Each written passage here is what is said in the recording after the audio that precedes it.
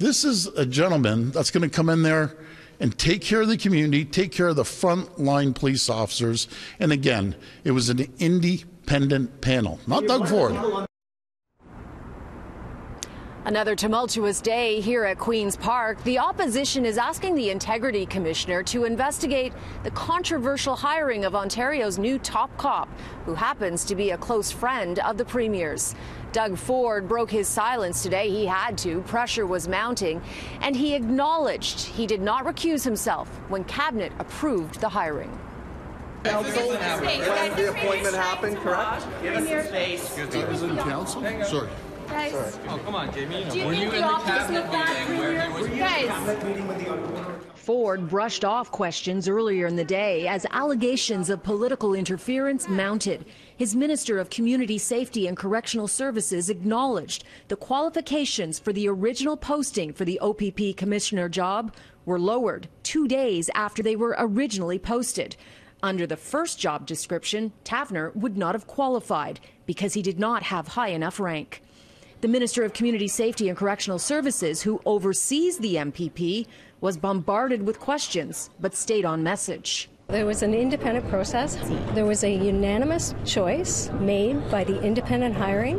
The Cabinet endorsed the unanimous choice. Sources told City News one of the people on the three-person selection committee that unanimously endorsed Ron Taverner was Mario Di Tommaso, a former Toronto police officer who Ron Taverner reported to for many years. Tommaso was made Deputy Minister of Community Safety and Correctional Services shortly before the selection process began. In an interview with the Toronto Sun, Taverner said, "Mario is no nonsense. He believes in the rule of law."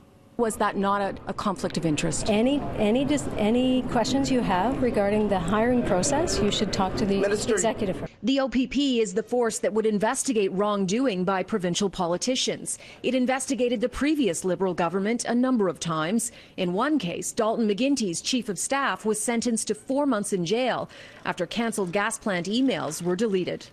Premier, do you understand that this looks bad, though? The optics are terrible, that you're his friend, you're close friends, you go back decades. Cynthia, as well, can I...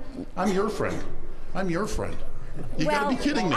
But you're not appointing me to... But please let me finish. You're not appointing me to OPP Commissioner. Now, Mr. Taverner is a good friend of yours. Nobody's disputing that he has had a lengthy career. However, can you guarantee that there will be a separation between your office and his? What if there has to be an investigation into provincial politicians? Can you guarantee that there will be no bleeding over and that you won't have influence over that? That is an absolute guarantee. I'm friends with thousands of people, but in saying that, I can't influence and tell the police what to do. It's very simple. Where there's smoke, there's fire, and it really looks like this process was put together to favor Mr. Taverner, and I think that that's inappropriate. John, do you believe for a moment that there was absolutely no political interference in this appointment? I think it's very reasonable to suspect that there was political interference.